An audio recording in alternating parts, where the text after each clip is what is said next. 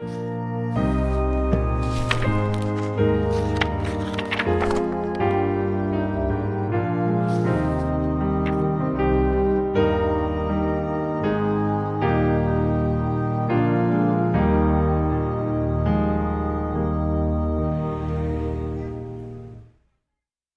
valor y significado del matrimonio en nuestros días se ha perdido realmente. Hoy nosotros nos encontramos con que las personas le ven un sentido desechable al matrimonio. ¿Saben lo que es eso de desechable, no? Como cuando uno compra un vaso plástico, aquí tengo uno por cierto, y después que yo lo use, ese vaso se va a desechar, se va a tirar en una basura porque ya no va a servir más.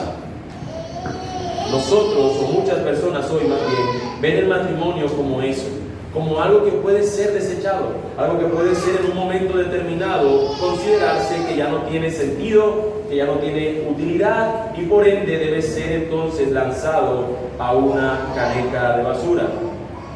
Hace unas décadas atrás era algo totalmente distinto, incluso para los niños. Muchos niños y jóvenes en particular se preguntaban: ¿con quién me casaré?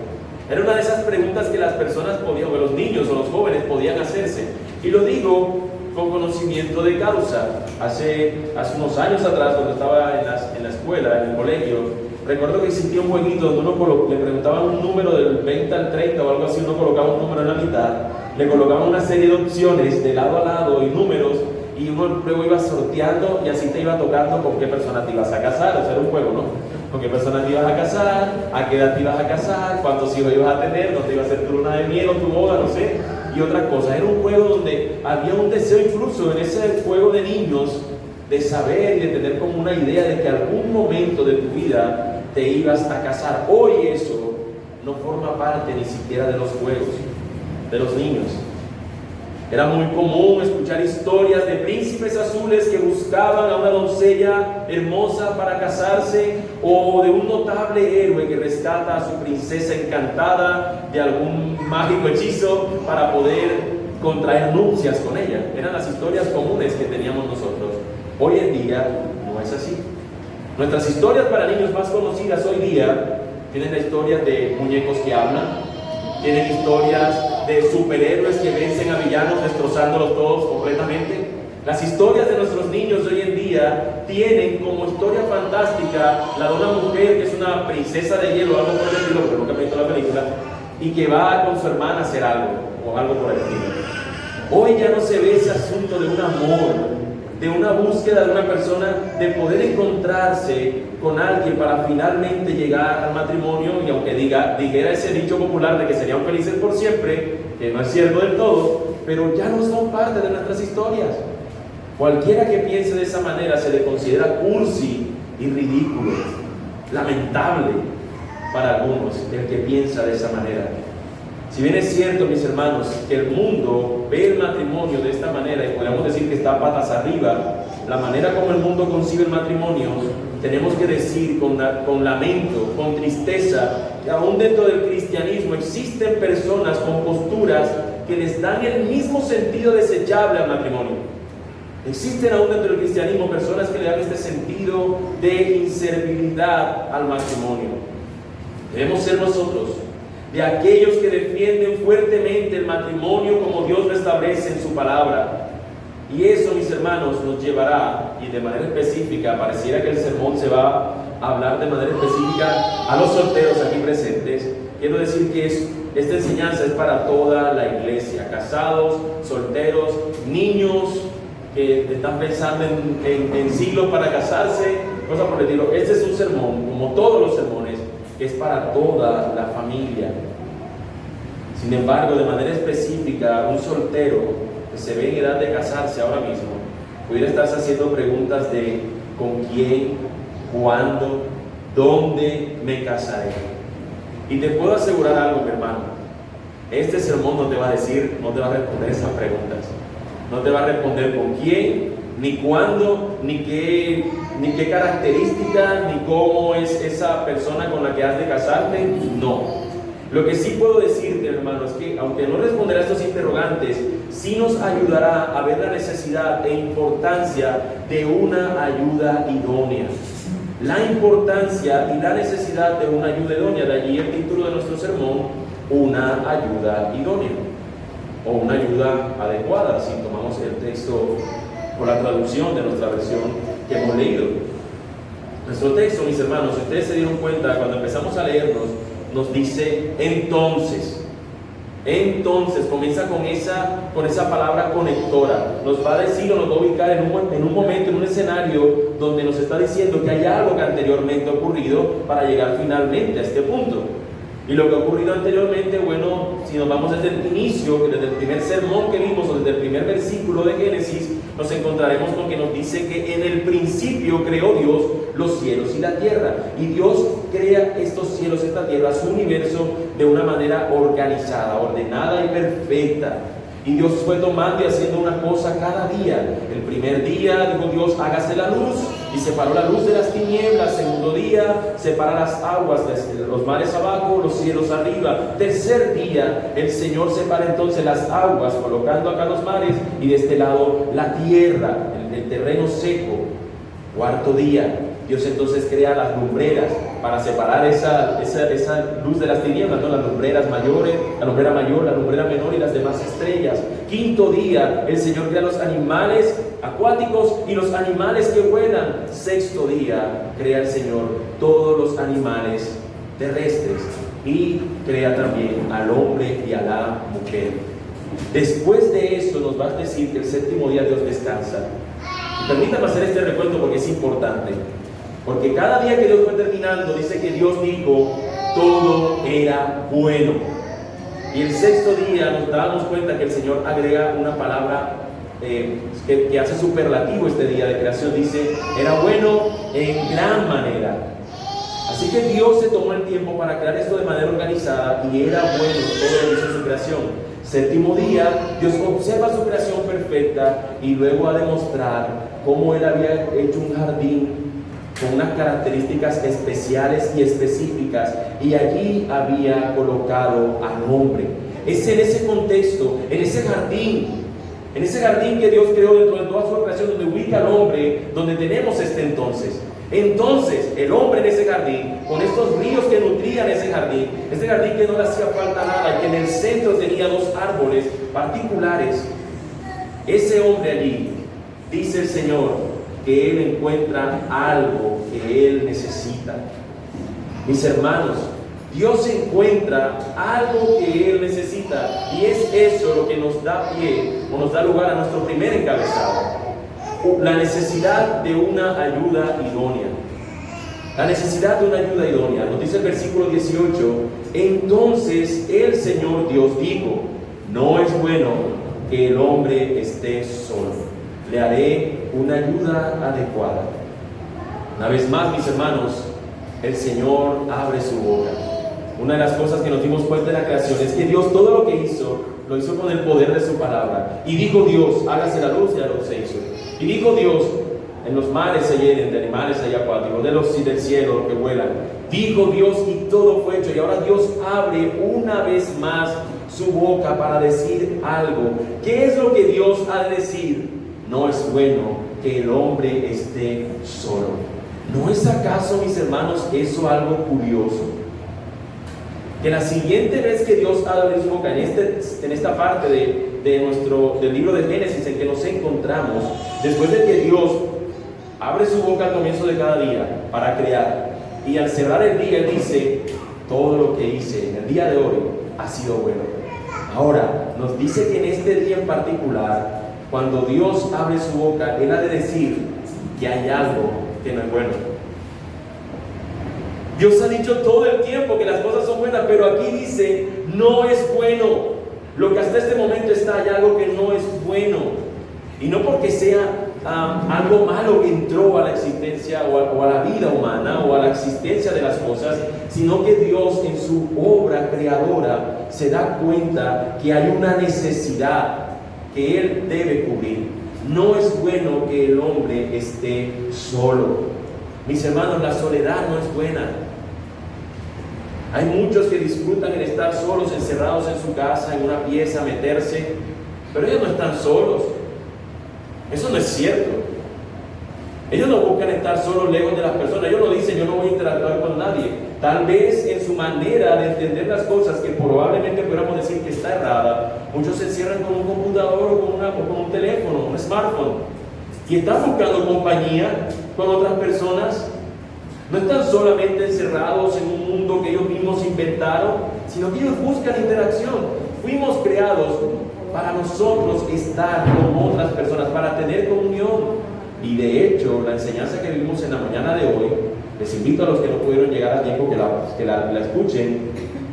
Nosotros veíamos la importancia y la necesidad que aún dentro de la iglesia necesitamos de vivir juntos el Evangelio. Hay una comunidad en la cual nosotros tenemos que estar, formamos parte de ella. La soledad, mis hermanos, por más que nosotros veamos, yo puedo vivir así, yo no necesito de una mujer, yo no necesito de un hombre, yo me valgo por mí mismo, por mí misma.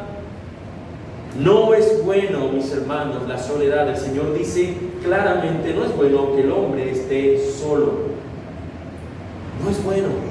Y espero que el Señor nos dé la posibilidad de poder explicar cuáles son las bondades, a grosso modo, de esto de no estar solo. Mis hermanos, Dios es quien ante esta necesidad no solamente es quien la percibe, sino quien decide qué proveerle a esa persona. No es bueno que esté solo. No es bueno que esté solo, dice Dios.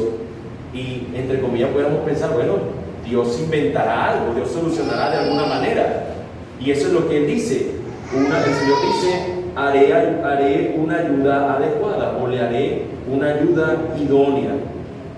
Mis hermanos, cuando nosotros vemos ese término ayuda idónea, lo que nosotros nos imaginamos es como algo que nos da simplemente un soporte o una ayuda en un momento particular. Cuando vemos la palabra ayuda, la tenemos tan mal empleada que cuando la leemos en la Escritura nos imaginamos exactamente eso. Por ejemplo, ¿qué es un ayudante para una persona? ¿Es el principal? ¿O simplemente es alguien que está por debajo tuyo, un subordinado tuyo que simplemente lo tiene ahí para que te ayude? Mira, yo voy a hacer esto y tú eres quien me va a ayudar a organizarlo. Toma. Yo voy a hacer esto y tú eres quien te vas a encargar de esta otra cosa. Siempre es alguien que está subordinado, está por debajo de esta persona que tiene este grado de superioridad. Pero, mis hermanos, en esta ocasión nos es bueno poder notar qué es lo que nos dice la Escritura en esta porción que está en hebreo escrita. ¿Cuál es la palabra que allí se emplea? La palabra que en el hebreo nosotros traducimos como ayuda es la palabra eser, con Z, eser, que conlleva la existencia de alguien que apoya, que anima. Esta ayuda, eser, es una que ofrece al que la necesita aquello que le hace falta. Ella provee a la otra persona lo que ésta necesita porque no lo tiene o porque le hace falta. No es simplemente una persona que tienes allí para que haga lo que tú no quieres hacer. Yo no quiero botar la basura, tú la botas. Yo no quiero lavar los platos después de que como, tú los lavas. No está esta ayuda para hacer lo que el hombre no quiere hacer. No. En vez de mostrar esto un asunto de superioridad, lo que implica esta ayuda, amados hermanos aquí, hombres, varones, les hablo a ustedes ahora, lo que implica esto es nuestra insuficiencia como hombre y no la inferioridad de la mujer, nosotros siendo superiores a ellas. Implica nuestra insuficiencia. Si nosotros somos conscientes, amados hermanos casados aquí, nosotros podríamos decir que este texto es cierto. Cuando nosotros podemos decir, cuando yo estaba solo, no estaba bueno esto. Pero mi esposa realmente es esa ayuda. Sin ella yo no sería lo que puedo ser hoy. ¿Por qué? Porque el Señor así lo ha dado. No porque ella sea superior y era lo que me hacía falta, era la diosa que yo necesitaba. No, mis hermanos, era la ayuda idónea que el Señor había de proveerte para que pudieras ahora sí ser completo. Nosotros somos insuficientes como varones solos y el Señor nos dice que no es bueno que estemos de esa manera y nos provee esta ayuda que nos dice que ha de ser idónea. Nuestra insuficiencia necesita ser suplida, pero ¿de qué manera? Bueno, idónea o adecuada. Literalmente, mis hermanos, esa palabra traduce como su opuesto. No quise traer la palabra en hebreo porque es un poco complicada de leer, así que me iba a enredar diciéndola. Pero lo que traduce de manera literal es como lo opuesto. Es una ayuda diferente a ti, pero en el sentido que te va a dar lo que tú no tienes. Es una ayuda que provee lo que tú no tienes. Y del mismo modo, amadas hermanas, esa ayuda idónea, tu esposo provee lo que tú no tienes para poder juntos en el Señor intentar ser suficiente. Mis amados hermanos, la idea que se transmite aquí es la de complementariedad o complementariedad, como dicen algunos otros.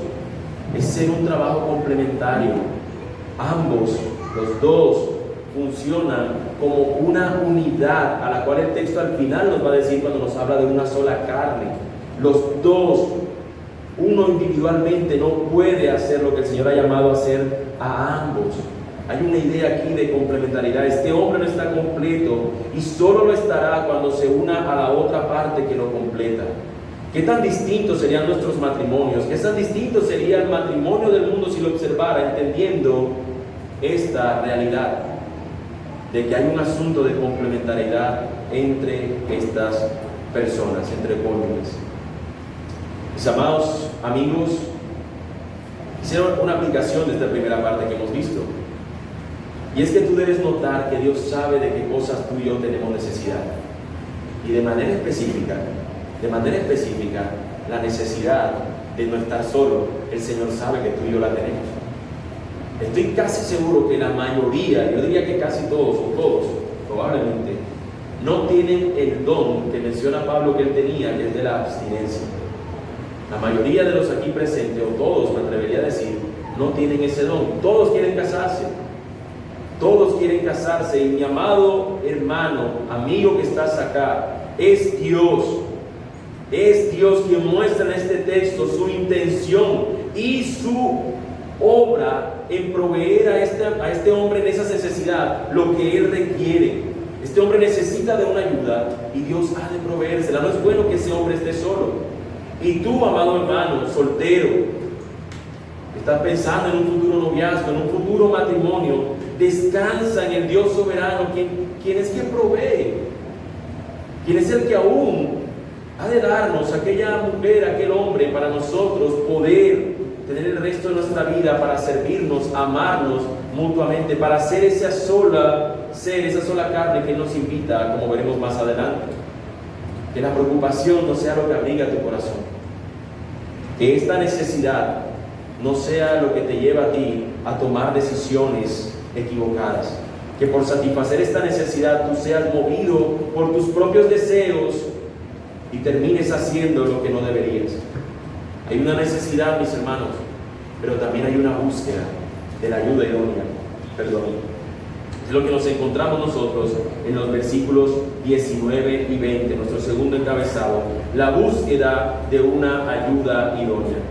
El Proverbio 18:22, mis hermanos, nos dice: el que haya esposa, haya algo bueno y alcanza el favor del Señor. Sin lugar a dudas, mis hermanos, el asunto de casarse, el asunto de esta ayuda idónea, se trata de una búsqueda, porque el texto nos dice: si la haya, el que haya esposa, el que la encuentra. Hay un sentido de que no simplemente es como ganarnos el pan diario, de que tenemos que trabajar para finalmente recibir un beneficio. No, eso se trata de algo donde tú tienes que hacer una labor de búsqueda. El problema muchas veces quizás es que nosotros buscamos las cosas que no son lo más importante. Buscamos en esa persona tal vez lo que no es prioritario. Mis hermanos, si nosotros vemos en este texto, y imagínatelo de esa manera, Dios ve la necesidad del hombre. No es bueno que esté solo. Le proveeré o le daré una ayuda idónea para él. Y de repente tú lo siguiente que esperarías es que Dios le provea esa ayuda idónea. Pero de repente parece interrumpirse esa idea para ahora mostrarnos lo que el hombre va a estar haciendo. Dios dice que necesita al hombre proveerle de una ayuda idónea, y lo que nos muestra la siguiente parte del texto es que el hombre va a estar haciendo un trabajo que el Señor le mandó a hacer. Si nosotros fuéramos ansiosos o desesperados, o unos solteros desesperados por la provisión de una ayuda idónea, estaríamos: pero ¿por qué nos metes estos animales aquí que poniéndole el nombre? Yo quiero saber cómo Dios provee esta ayuda idónea. Wait. Espera, ten paciencia. El Señor nos explica aquí algo sumamente interesante, porque los versículos anteriores nos ha dicho que Dios le ha dado al hombre un trabajo para que él sojuzgue la tierra, para que él sea el mayordomo, el administrador. Mi hermano, nos dice el texto, creó a los animales el Señor. El Señor Dios formó de la tierra todo animal del campo y toda ave del cielo. Y este Dios a estos animales que crea nos dice que se los trae al hombre. Dios crea los animales, nos dice que los crea al igual que el hombre de la tierra, del polvo de la tierra, y los trae al hombre. ¿Para qué? Para que el hombre les ponga un nombre. Aquí vemos, mis hermanos, este mandato que Dios le ha hecho al hombre, que labre la tierra, que la cuide, que sea el administrador de la tierra. Lo vemos cómo empieza a cumplirse. El hombre aquí no está haciendo otra cosa sino trabajando. Como bien decía nuestro hermano en el sermón anterior, el trabajo no lo hizo Dios como castigo. Vemos al hombre que Dios le dio la obligación, le dio el propósito de que trabaje, y aquí vemos que el hombre empieza a trabajar. Y no debemos imaginarnos este trabajo de la siguiente manera: él sentado en una silla, en una hamaca o yo no sé qué, y esperando, una piedra entonces, una piedra, y esperando que pasen los animales. Y cuando él lo vio, a ti te va a poner burro, y a ti perro, y a ti gato, y así fue poniéndole los nombres. No, el sentido, como vamos a ver más adelante, es de observación. El hombre observa, y al observar, él le coloca un nombre de acuerdo a lo que él observa. No tendría sentido simplemente un trabajo así como flojo de una simple persona sentada en un lugar colocando los nombres que primero se le vienen a su mente. Y mis hermanos, no nos distraigamos preguntándonos, ¿esto qué día ocurrió? Bueno, ocurrió el sexto día que Dios creó los animales y también al hombre y a la mujer, como nos dice en el capítulo 1. Pero no nos detengamos en nimiedades, como por ejemplo, si le alcanzó al hombre a hacer todo este trabajo en un solo día. Si pudo el hombre en el sexto día esperar que Dios creara las cosas, ponerse a trabajar poniéndole el nombre, ¿fue suficiente eso? Ese no es el punto del texto. Y si Dios dice que el sexto día lo terminó, es porque sí fue tiempo suficiente. Pero el punto aquí, mis hermanos, es notar que el hombre está ocupado, no como un taxónomo profesional colocándole ese nombre latino que siempre vemos de los animales, sino colocándole un nombre según la observación que él hace, que él ve de cada animal. Pero cuando el hombre empieza a hacer este trabajo, empieza a cumplir con el propósito que Dios le ha dado, ese momento, ese hombre, al observar y al terminar de contar, de ponerle nombre a todos estos animales, no se halla una ayuda adecuada para él. No nos habla la Escritura de la envidia en este momento, pero nosotros somos los que tendemos a la envidia. Cuando invitan a una reunión de parejas en las iglesias, entonces el soltero se resiente y hasta llora, porque ve que todas las demás parejas parecen desfilar delante de él y él se siente que él está abandonado por Dios. Aquí no vemos eso en Adán. Adán no ve al perro con su parte, al gato con su parte femenina, y así de todos los animales, y él no se queja diciendo: aquí yo no encuentro nada para mí. No, quien ve y entiende la necesidad de él es el mismo Dios. Dios sabe, no es bueno que ese hombre esté solo. Y este hombre, al observar, puede darse cuenta seguramente de que no hay una ayuda igual a él, una parte igual a él. No la encuentra. Mientras que todos los animales sí la poseen, el Señor a Adán hasta este momento no le había provisto de tal ayuda o de tal parte idónea para él. La ayuda idónea de este hombre no se encontraba en los animales. Y esto claramente nos va a decir una contraparte a aquellas personas que practican ciertas prácticas aberrantes, valga la redundancia la palabra, de echarse, como dice la Escritura, con animales. El Señor nos habla de que la ayuda idónea del hombre no está con otro animal.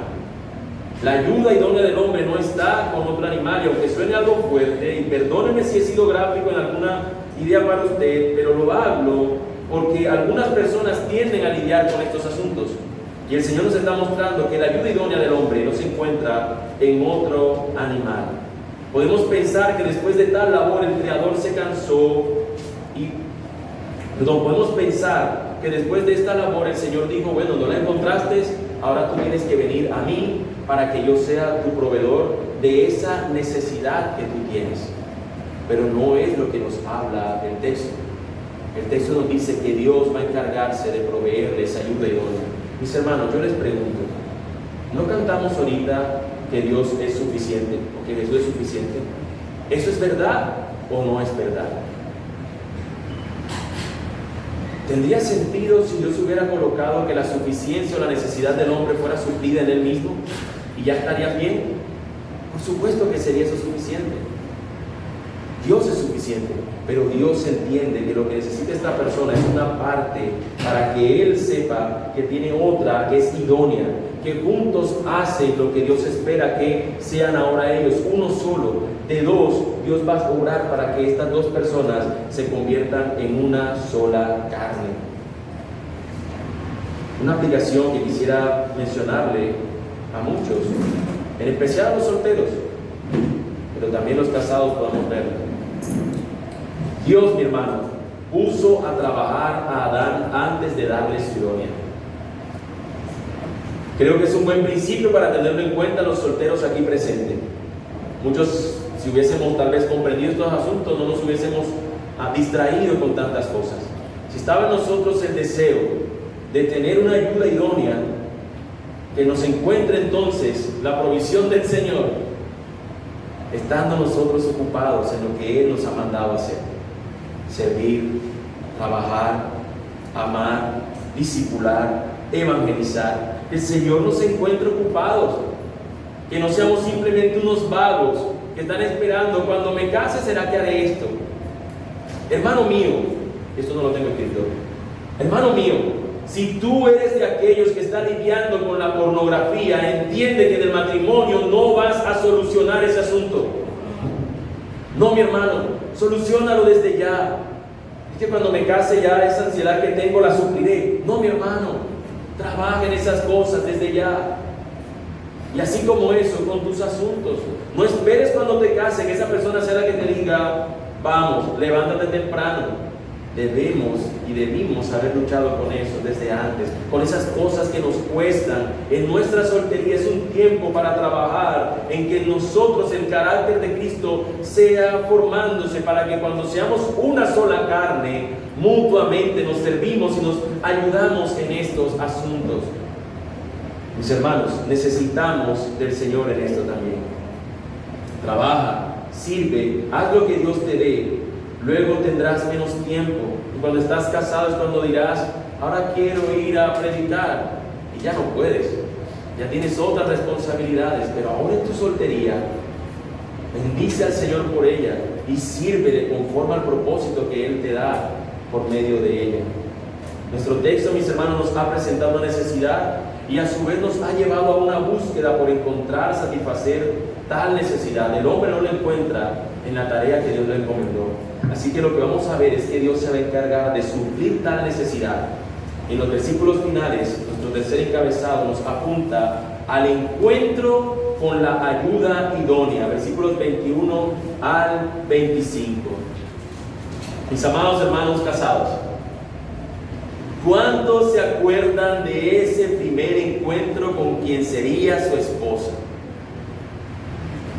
Algunos lo ficharon ahí enseguida, echaron el ojo y esta es. Pero otros no tanto. Otros vieron una amiga, una hermana tal vez, que estaba en la iglesia, ¿sí? Pero ¿cómo fue ese primer encuentro? Pregunto, y no quiero respuestas, ¿no? Guárdense a ustedes. Ese primer beso, esa primera carta, esa primera cena juntos. ¿Cómo fue el día de su boda?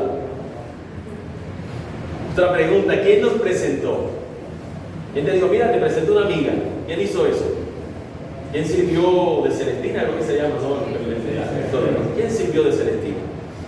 ¿O de Celestino? ¿Un hermano? ¿Fue un amigo? ¿Un vecino?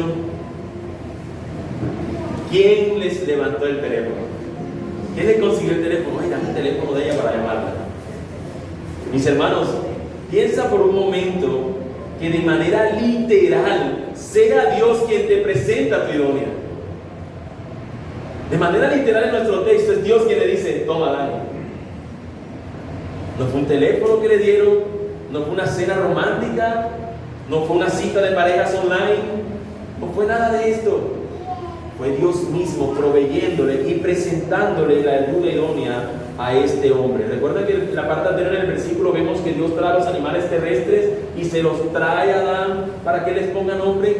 Ahora Dios va a hacer lo mismo con una idónea. ¿Pero de dónde? Si Dios creó de la tierra a todos los animales y también del polvo de la tierra ha creado al hombre, ¿tomará Dios esa misma elemento para fabricar o para producir o crear a la mujer? ¿De dónde será que el Señor lo tomará? Bueno, mis hermanos, nos dice el texto que Dios forma a la ayuda idónea del hombre. Nos dice nuestro texto: entonces el Señor Dios hizo caer en un sueño profundo sobre el hombre, y éste se durmió. Y Dios tomó una de sus costillas y cerró la carne en ese lugar. Mis hermanos, Dios se encarga, algunos pensarían, no, era que una operación delicada y Dios se encarga de anestesiarlo para poder operar y someter a un quirófano celestial al hombre y sacarle las costillas y producirle ahí a la mujer. Mis hermanos, yo creo que tiene más sentido verlo con que Dios hasta ese momento, el único testigo que ha tenido de la creación es la Trinidad y los seres, las huestes celestiales. Pero mis hermanos, ningún otro ser ha podido observar la creación de Dios. Y Dios va a crear. Y Dios duerme al hombre profundamente, porque hasta este momento, y así ha sido, el único que tiene la capacidad exclusiva de creación es el Señor. Y Él no necesita ningún otro testigo. Solamente Él mismo es quien crea. Y el hombre se duerme y al despertarse ya está creada Eva. Él no dio ninguna opinión. ¿Te imaginas al hombre dando una opinión para que le crearan su ayuda idónea? No sabemos, no existía aún la maldad humana, pero algo hubiese inventado. Siendo creativo o tratando de ser creativo, quién sabe qué habría hecho. Pero no encontramos esto. Lo que nos encontramos es que Dios le duerme y la labor creadora es exclusiva de nuestro Creador. Y en esto también podemos glorificarlo. Señor, tú hiciste todo. Y el único testigo, el único que pensó todas estas cosas y hacerlas de esa manera fue el Señor. Es nuestro Señor, el Creador. Ahora, lo que Él toma para crear es la costilla del hombre. Dice el versículo 22, de la costilla que el Señor Dios había tomado del hombre, formó una mujer y la trajo al hombre. Se nos enfatiza, mis hermanos, que quien hizo a la mujer es Dios, y el material que usó es un material del hombre. A su vez es una criatura del Señor. Él se la presenta al hombre, tal cual como había hecho anteriormente con los animales, de traérselos, de llevarlos al hombre. Así es lo que Él hace. Ahora, mis hermanos, el hombre ha de encontrarse con esta ayuda idónea. Y hay algo muy particular acá. Si observamos lo que ocurrió anteriormente, cuando el hombre estaba trabajando, al ponerle los nombres a los animales, nos dice que Dios les lleva a los animales. Y cuando se los trae, el hombre, observándoles, les empieza a colocar un nombre. Ahora acaba de suceder exactamente lo mismo. La mujer no es como los demás animales. Al hombre observarla, se nota que esta sí es alguien que es como él. Y no solamente eso, sino que él ha de observar su costado y darse cuenta que esta persona salió de él mismo, de algo que es de él. El hombre dijo, mis hermanos, otra cosa interesante, estas son las primeras palabras que el hombre dice. Hasta el momento no tenemos ningún registro. Podemos imaginarnos que este hombre no estaba tarareando el nombre de los animales, sino que lo tuvo que decir a viva voz. Pero hasta este momento la Escritura nos dice cuáles fueron las primeras palabras que empleó el hombre. ¿Cuáles son estas? Esta es ahora hueso de mis huesos y carne de mi carne. Ella será llamada mujer porque del hombre fue tomada. De ahí es que me puedo imaginar que el hombre a los animales, al observarlo, también hizo una observación y le colocó un nombre de acuerdo a esa observación. Ahora él observa a la mujer y dice, esta, no, ella no es aquellos. Ella no es como aquellos. Este es hueso de mis huesos. Es como yo. Es como yo. Es carne de mi carne, literalmente. Se desprendió de mí. Ahora la expresión de este hombre es maravillosa porque nosotros tendemos a olvidar la implicación que hay en que esta mujer, nuestras esposas, sean nuestra ayuda idónea. Y también, mujer, tendemos a olvidar de que este hombre sea tu idóneo. Ella será llamada mujer porque del hombre fue tomada. Y aquí hay un juego de palabras que de pronto en otras versiones de la escritura en español la tenemos, que nos dice: esta será llamada varona porque del varón fue tomada, como colocando la misma raíz de la palabra. En hebreo nos dice que esta mujer será llamada Isha porque del Ish, que es hombre, fue tomada. Hay un juego de palabras para hacer más específico el asunto de que aún incluso la palabra Isha toma la palabra Ish para poder formarse. Se le agrega una A, ¿no? Entonces, aún en eso nosotros podemos ver que el juego de palabras que se emplea aquí, que por cierto es el primer juego de palabras que aparece en la Biblia, recordemos que Génesis es el principio de todo, aquí vamos a encontrar siempre el inicio de todas estas cosas.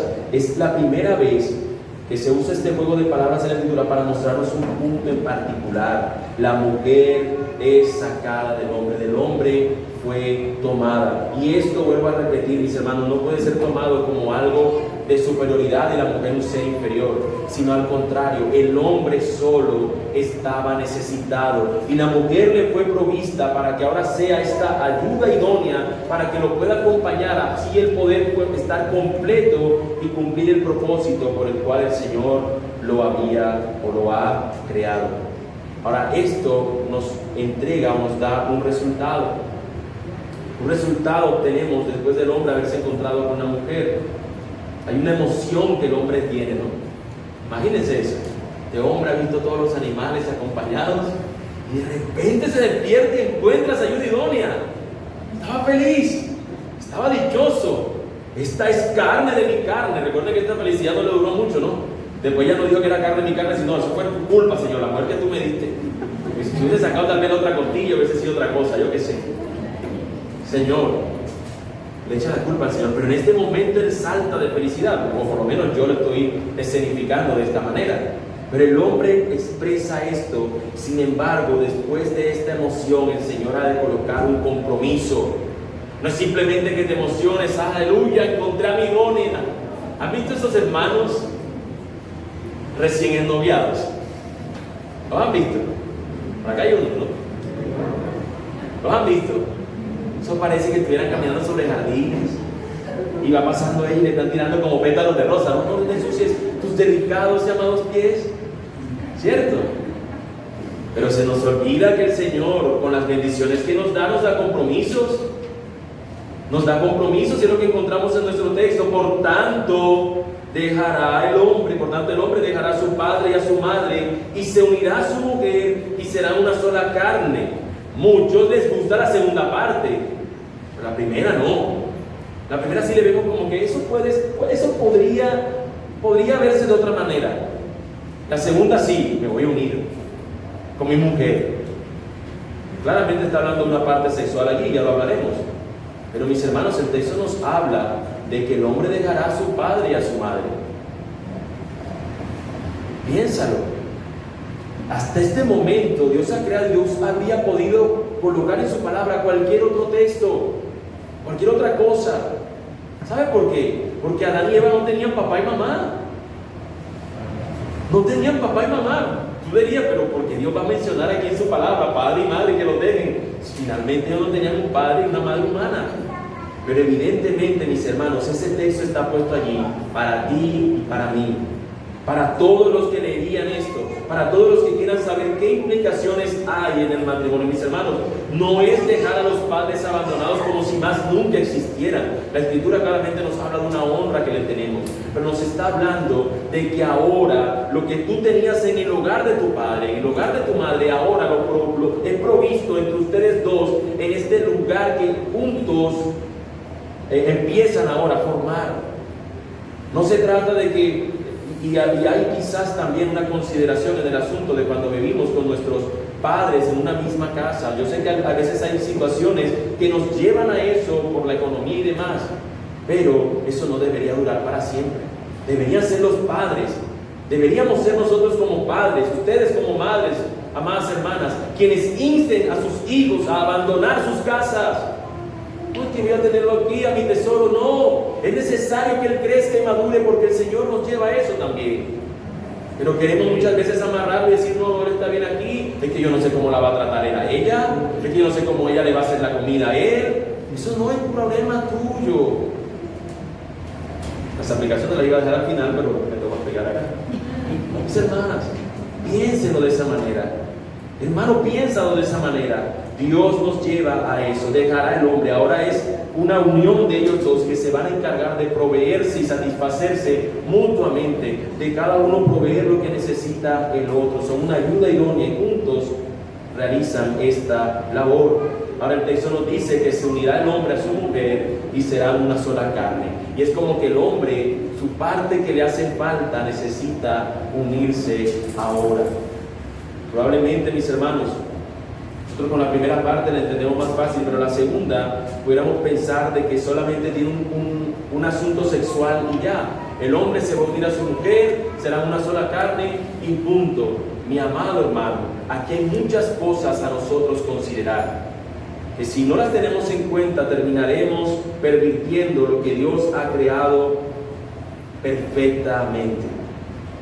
El hombre se unirá a su mujer. Esto es una clara referencia sexual.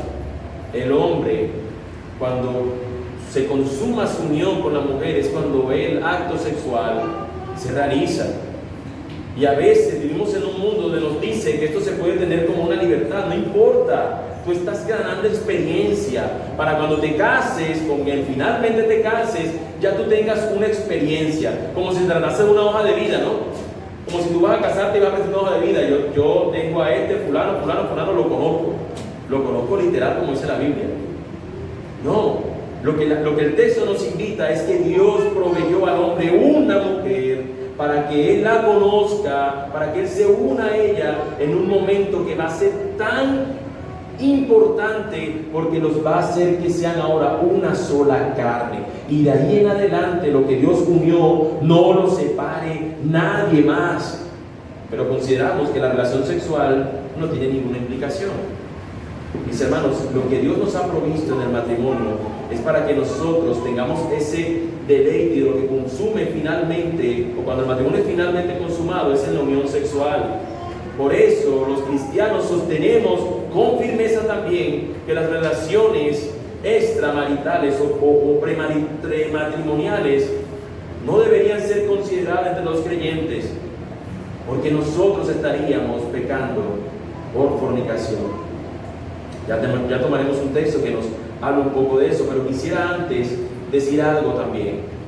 Amado amigo que nos ves por la transmisión, o amado amigo que estás aquí, no sé cuáles son tus inclinaciones sexuales, pero tienes que saber también que así como el Señor ha determinado que las relaciones sexuales sean consideradas bajo un aspecto que es el matrimonio, bajo esa institución sagrada que es el matrimonio, también debes saber que Dios al hombre no le proveyó como par otro hombre.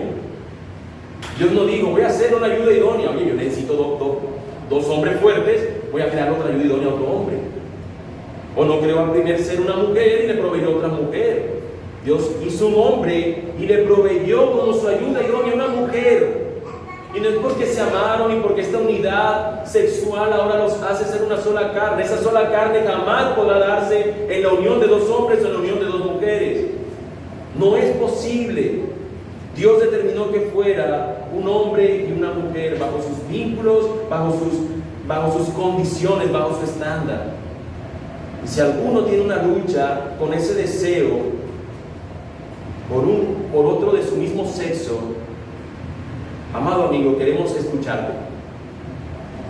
Queremos escucharte y ser claros en no solamente mostrar lo que la Biblia dice el no, donde dice la Biblia no, sino también mostrar quién es que te provee del verdadero amor y significado para que tú luches con esa realidad que es ahora en tu corazón. o con la cual estás tú luchando.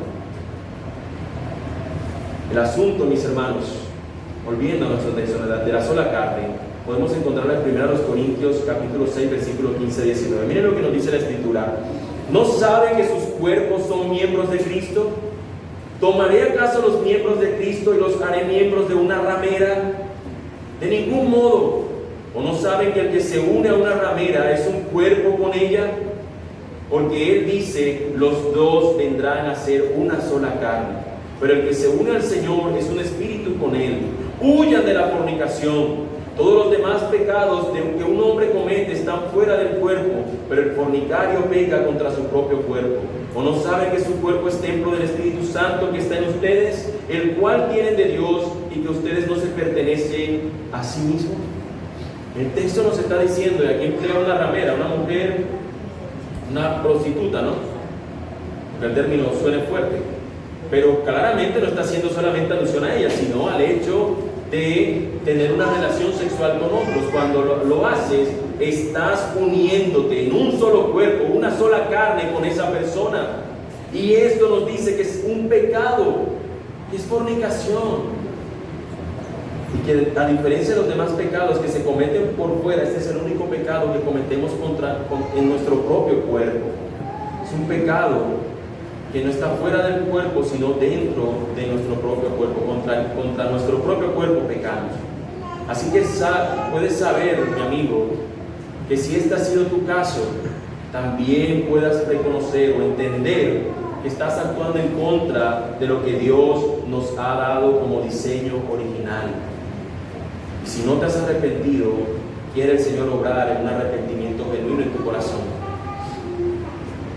También nuestro Señor, mis amados amigos y hermanos, cuando fue interrogado por los fariseos acerca del divorcio, el texto que utilizó Jesús para mostrar la importancia del matrimonio fue precisamente este texto.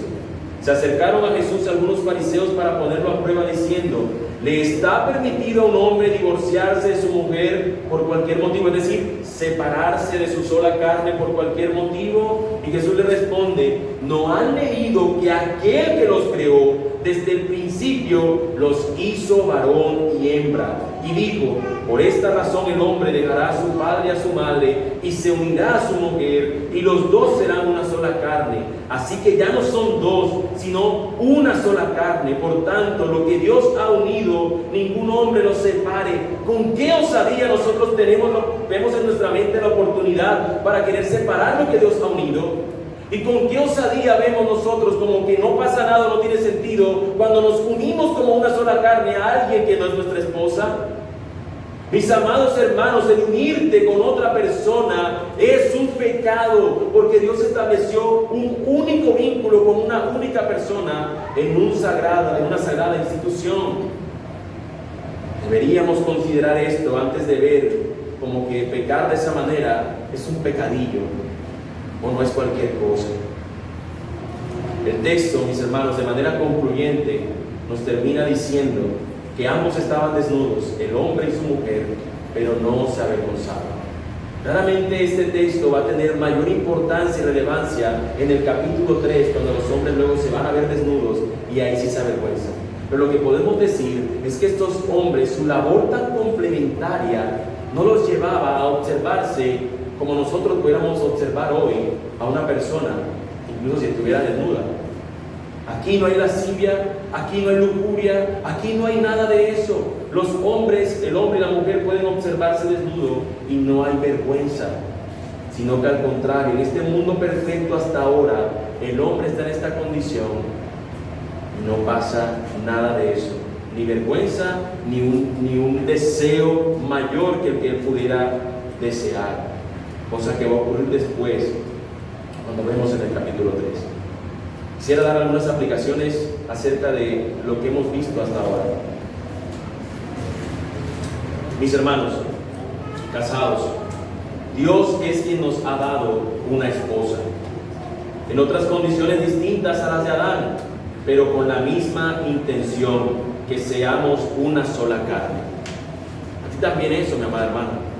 No fueron las mismas condiciones, no fue en un lugar perfecto, no fue en un mundo perfecto donde Dios nos ha dado nuestra ayuda idónea hoy, pero sí tiene la misma intención, que seamos una sola carne. Tal vez las primeras palabras que tú, amado hermano, le hayas pronunciado a tu esposa no fueron las mismas de Adán. Carne de mi carne, hueso de mis huesos. La mujer, Señor, que tú me diste arrodillado dándole gracias al Señor. Tal vez no fueron esas.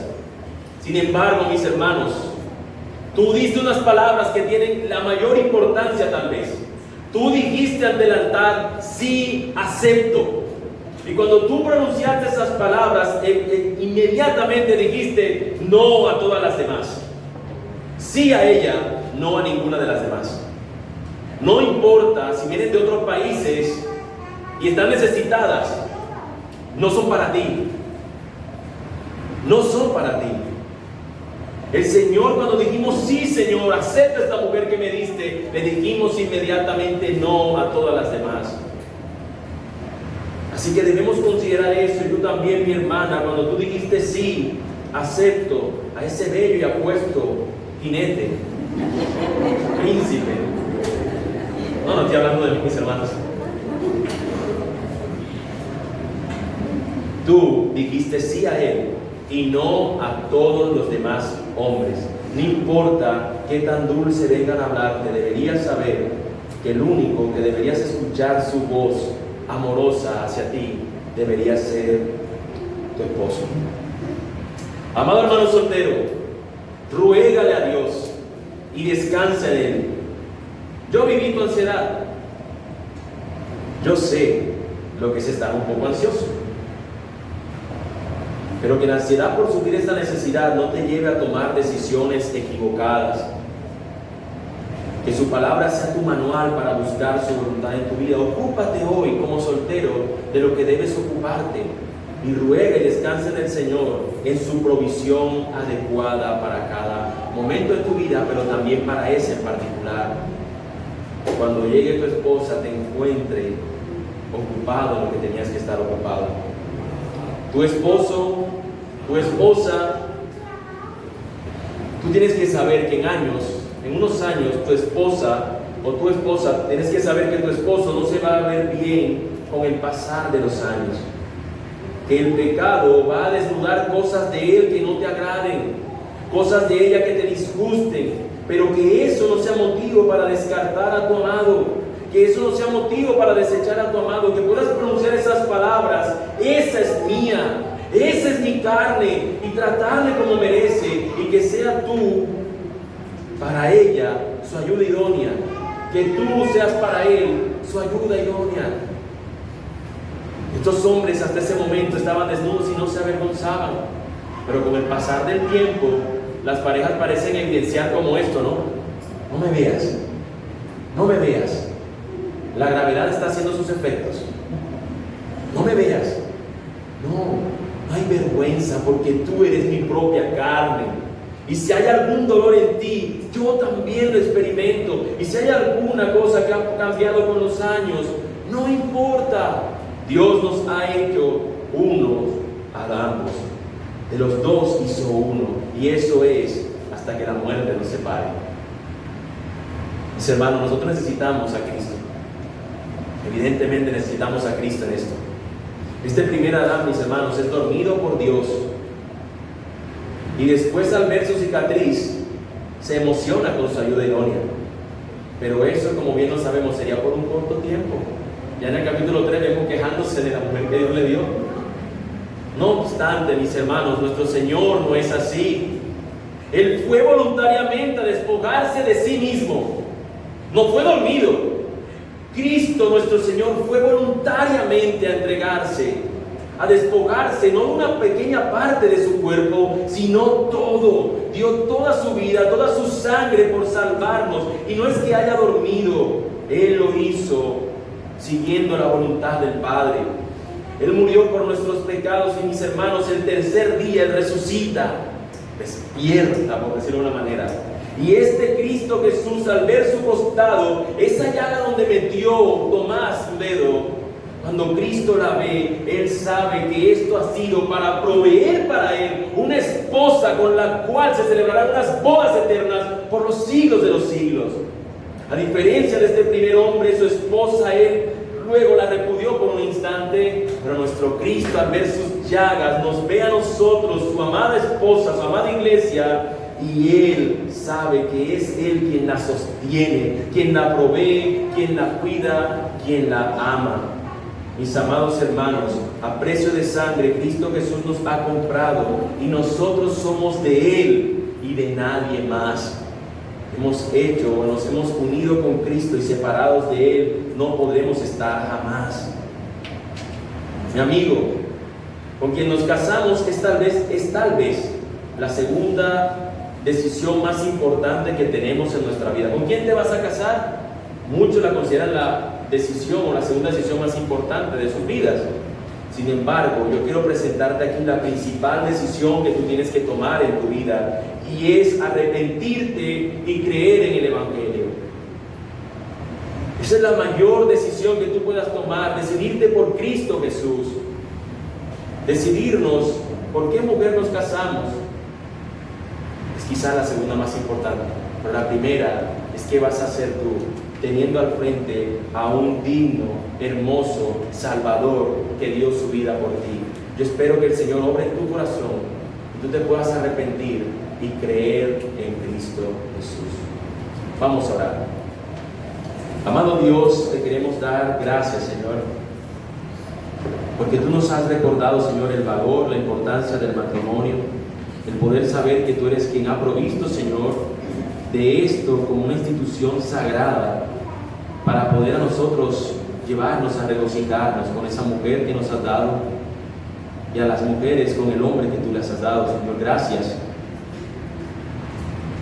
que, Señor, probablemente, Dios, debieron haber ocurrido muchas cosas para nosotros finalmente encontrarnos con nuestra ayuda idónea. Pero hoy podemos darte gloria, honra, alabanza a ti, Señor, por tal provisión. Señor, pero te ruego también, Dios, por aquellos que hoy, a pesar de estar casados, están sintiéndose, Señor, que se han equivocado al tener esa persona como idónea. Aquellos que están luchando en sus corazones, Señor, para decir: no, Dios, tú te equivocaste. Oh Señor, yo te pido por mis hermanos, yo te pido por mis hermanas, yo te pido incluso por aquellos, Señor, que no conociéndote a ti, están hoy aquí, Señor, y están pensando de esa misma forma.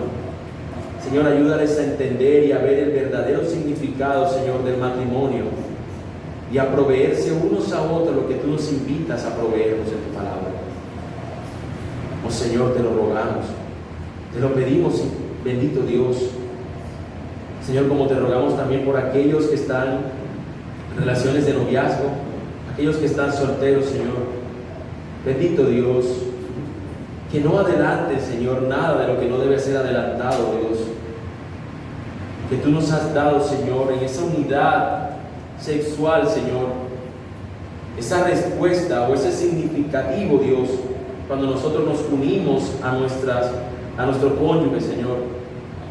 Bendito Dios, guárdales, sosténles, hazlos, Señor, vivir en pureza, guardados, Señor, hasta el día de la consumación en su matrimonio, Señor.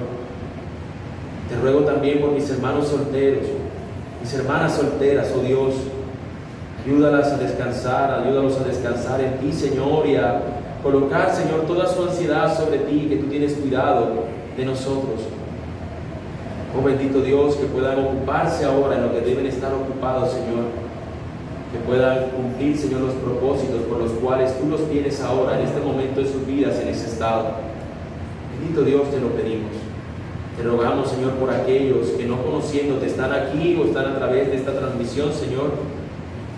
Rogamos, Señor, por tu obra en sus corazones, puedan arrepentirse de sus pecados y creer en Cristo Jesús, nuestro Señor.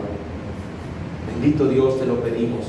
Te rogamos todas estas cosas, Señor, y que aún, Señor, a pesar, Dios, de mi falibilidad, Señor, tu palabra haya sido contundente y clara, hablarnos a cada uno de nosotros. Te lo pedimos, oh Dios soberano, en el nombre de Cristo Jesús, nuestro Señor. Amén y amén.